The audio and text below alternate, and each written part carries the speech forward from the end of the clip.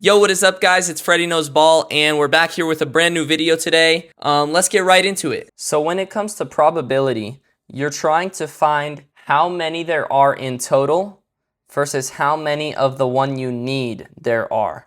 And so that'll make more sense when we go into the practice questions. And boom, here's the practice question. There are 20 buttons in a bag, 8 white buttons, 2 orange buttons, and 10 brown buttons.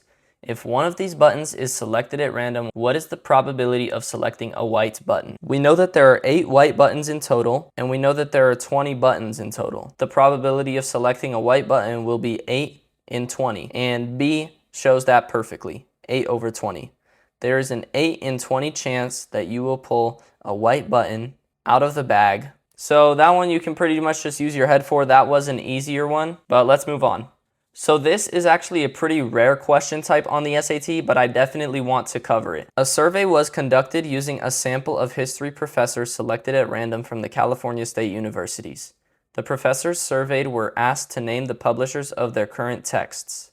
What is the largest population to which the results of the survey can be generalized?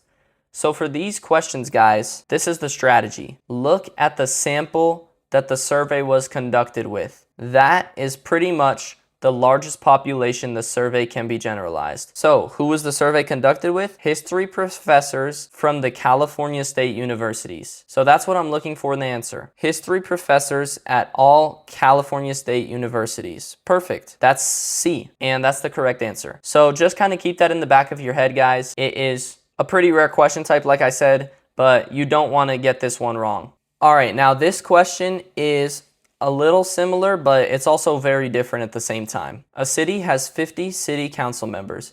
A reporter polled a random sample of 20 city council members and found that 6 of those polled supported a specific bill. Based on the sample, which of the following is the best estimate of the number of city council members in the city who support the bill? Bet. So we know the city has 50 city council members and a random sample of 20 of them were polled. So we kind of just have to inflate the numbers and see which one gets us there. We can see that 6 of the 20 supported the bill. That means 30% of them did. So if we take 30% of 50, that's 15. 15 of the members were likely to support the bill, and so C is the correct answer here. Now, this question type is pretty important, guys. Margin of error. I want to explain it before we go into the question this time. With margin of error, let's say a question says the students choose the color red 30% of the time with a 5% margin of error. So that means that it is plausible for them to choose it 25% of the time. It is plausible for them to choose it 20% of the time. It's not guaranteed, but it is more likely. So with that said, let's look at the answer choices. A company that produces socks wants to estimate the percent of the socks produced in a typical week that are defective. A random sample of 310 socks produced in a certain week were inspected. Based on the sample, it is estimated that 12% of all socks produced by the company in this week are defective, with an associated margin of error of 3.62%. Based on the estimate and the associated margin of error, which of the following is the most appropriate conclusion about all socks produced by the company during this week? All right, so before looking at the answer choices, I'm already thinking 12% of all socks are defective with a margin of error of 3.62%.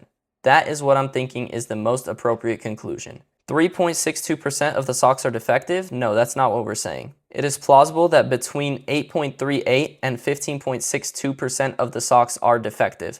I love the word plausible, guys. In margin of error, they always like to use the word plausible. And so margin of error is plus or minus, right? And so B does that perfectly. It talks about how it can be 3.62% less than 12, or it can be 3.62% greater than 12%. And that's exactly what we're looking for. B is the correct answer. 12% of the socks are defective. That is not the most appropriate conclusion, right? Because we mentioned the margin of error, we want to be using that in our answer choices. And D is just saying the higher number and not the lower, so that's not right either. B is our correct answer. And that's going to wrap it up for today's video, guys. I hope you enjoyed. Please feel free to leave any questions in the comments below, and like and subscribe, turn on notifications to help support me, guys.